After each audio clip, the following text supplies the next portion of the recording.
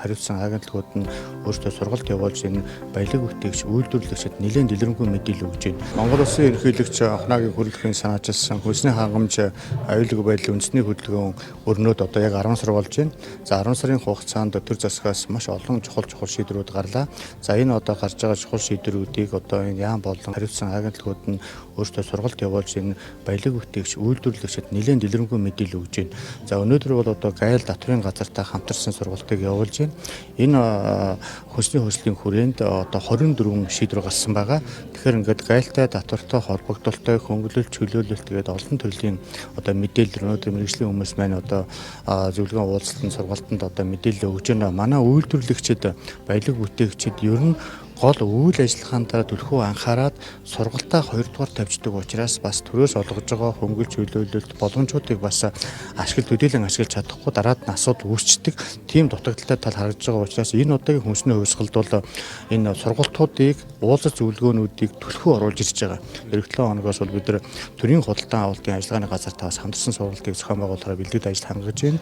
За мөн одоо жижиг дунд үйлдвэрийн газартаа хамтарсан сургалтыг зохион байгуулна, Зээлэн Батлан даалтын сантай зохион байгуулна, банк санхүүгийн байгууллага болон одоо Монгол банктай хамтарсан бас сургалтуудыг зохион байгуулна. Тэгэхээр ингээд сар болгон доор 2-оос 3 сургалтууд одоо үргэлж явагдана. Тэгээд бид энэ 2022 оны 5 сарын 11-13-ны өдөр их хурлын улсын хурлын чуулган дээр анх Монгол Улсын ерөнхийлөгч одоо хүнсний хувьсгалыг зарлан эхлүүлснээс хойш одоо яг 1 жилийн хугацаанд ямар ажлуудыг хийв гэдгийг одоо энэ хугацаанд ингээд мэдээж ард түмэн баялаг бүтээгчдэд тайлагнана.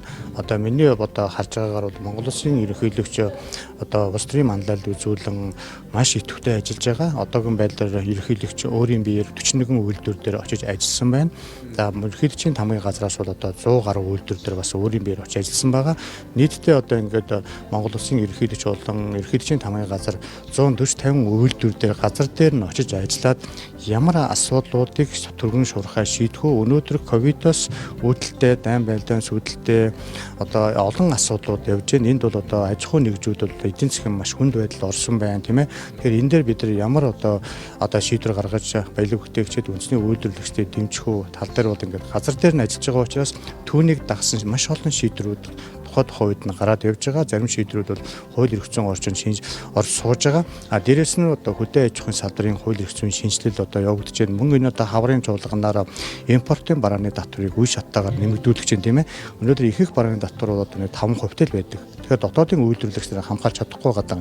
Тэгэхээр төр өнөөдөр өөрөө үндэсний үйлдвэрлэгчтэй хамгаалтанд авна гэхэд импортын татврыг үе шаттайгаар нэмэгдүүлэх чинь 5 багаг 10, 15, 20, 25 жил болгоны үе шаттайгаар ингээд нэмэгдүүлээд бид нэр 27 он гэхэд бид тодорхой хэмжээний импортын татваруудыг 20% хүртэл өсгөх дотоодоо хийж чадж байгаа бүтээгдэхүүнүүдээ, тийм ээ. Одоо зэрэгцүүлээд гайлаас одоо ямар хөнгөлт үзүүлэх вэ гэх юм бол одоо 27 он хүртэл хүнсний зориулалтын таван төхөөрөмжийг гайлын татвараас 100% чөлөөлөх, тийм ээ. Тэгэхээр 1.5 одоо тэр маш доош борлуулалттай аж ахуйн нэгжүүдийн татварыг 90%-аар хөнгөлөх гэх мэт одоо маш олон чухал заалтууд одоо орж батлагдсан байгаа. Тэгэхээр энэ заалтуудтай холбогдуулаад олон төрлийн цуврал сургалтууд ингээд явагдах учраас өнөөдөр энэ хүү арга хэмжээ гайлын ерхий газар дээрээс албан ёсоор эхэлж байгааг дуулахад таатай байна.